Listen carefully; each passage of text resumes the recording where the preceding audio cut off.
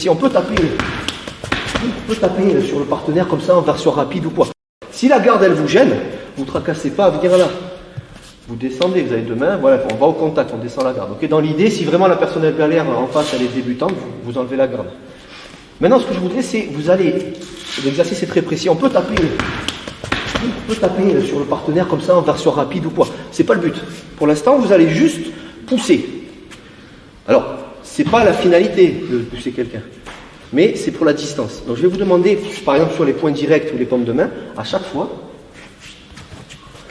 alors lui il résiste un peu, il ne recule pas sans arrêt, mais dans l'idée, voilà. Vous allez au contact et vous le poussez à chaque fois.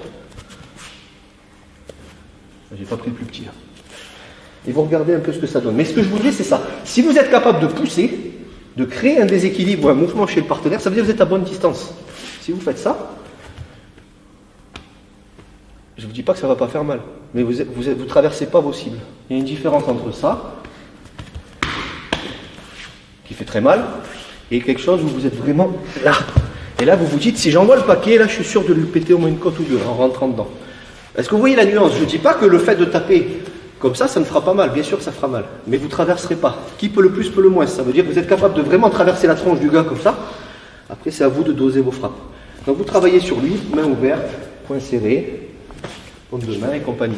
Ok, donc il contracte. Là, c'est pour pas se blesser. Il contracte le pec. Pas de souci particulier, côte cassée ou quoi que ce soit. Nickel. Donc, on va doucement. Si je fais ça, voilà, soufflez. Très bien ce qu'il fait. Quand vous absorbez, vous soufflez aussi. Hein. C'est pas que celui qui tape. Hein. Quand vous faites ça, voilà, c'est de la surface. Bien sûr, c'est puissant.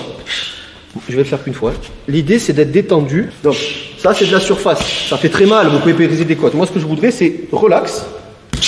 Et là, par contre, il a l'impression de se prendre comme une balle qui traverse, c'est l'idée. On ne va pas le faire 20 fois, le but c'est pas de se ruiner. Là c'est sur un muscle pectoral contracté, il suffit de faire ça.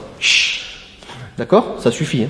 C'est pour ça, différence entre force, boum, boum, ça marchera. Mais vous allez être claqué dans la rue, on n'est pas 100% en possession de ces possibilités. Ça va? Ouais, c'est cette idée-là. D'accord? Sauf qu'on frappera des zones sensibles. Ça roule? Donc pensez à... Merci. Pensez à ça, ça c'est important. Donc, privilégiez la mécanique du corps, les hanches, la flexion du coude, le fait de rentrer, plutôt que de taper fort. C'est un conseil. Après, les deux marchent. Hein. Ok, merci beaucoup. Si tu souhaites aller encore plus loin, à savoir décupler tes connaissances en self-défense, devenir confiant et efficace en situation réelle, mais ce que je t'invite à faire, c'est à cliquer juste ici. Formation offerte, ou encore sur le lien qui est en description juste sous la vidéo. Voilà, j'espère que la vidéo d'aujourd'hui t'a plu et que t'a aidé à progresser un petit peu plus. Quant à moi, je te retrouve de l'autre côté pour commencer ta formation vidéo offerte. À tout de suite.